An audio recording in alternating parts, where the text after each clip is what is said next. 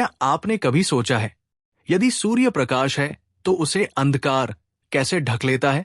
हम सब समुद्र मंथन की कथा जानते हैं। अमृत निकला, देव और दानव आमने सामने बैठे। भगवान नारायण मोहिनी रूप में आए, सबको एक पंक्ति में बैठाकर अमृत पिलाने लगे। लेकिन असली प्रश्न ये नहीं है कि राहु का सिर क्यों कटा। असली प्रश्न ये है कि राहु आज भी बदला कैसे लेता है। राहु ने देवता का रूप धारण किया और सूर्य तथा चंद्रमा के बीच जाकर बैठ गया। अमृत की बूंद उसके कंठ तक पहुंची ही थी कि सूर्य और चंद्रमा ने पहचान लिया। भगवान के सुदर्शन चक्र से उसका सिर अलग कर दिया गया।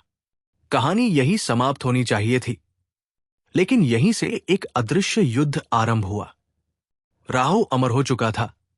उसने प्रण किया कि जब जब सूर्य या चंद्रमा उसके समीप आएंगे, वो उन्हें ग्रस लेगा। यही ग्रहण का रहस्य है। अब वर्तमान को समझिए। जब सूर्य और राहु एक साथ आते हैं तो प्रकाश पर धुएं की परत चढ़ जाती है।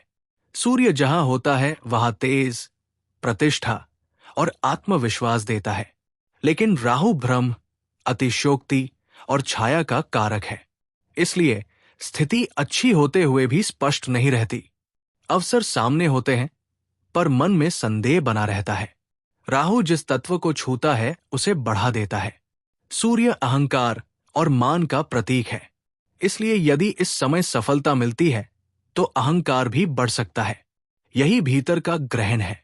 घर और परिवार के विषयों में छोटी बात बड़ी बन सकती है।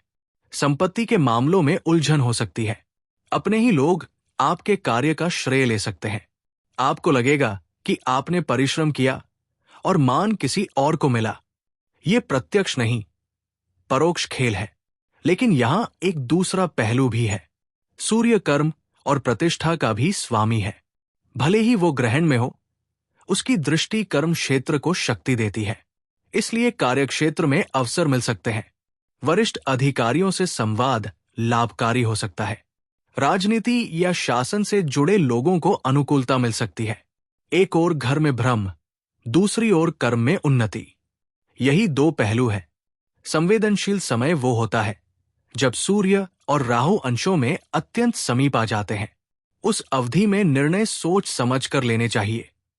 ग्रहण दिखाई दे या न दे, उसका सूक्ष्म प्रभाव मन और विचारों पर पड़ता ही है। अब उपाय की बात। प्रतिदिन प्रातः सूर्य को जल अर्पित करें, आदित्य को प्रणाम करें, महामृत्युंजय मंत्र का जप करें। विनम्रता को अपना कवच बनाइए। वरिष्ठ से संवाद करते समय नम्र रहिए।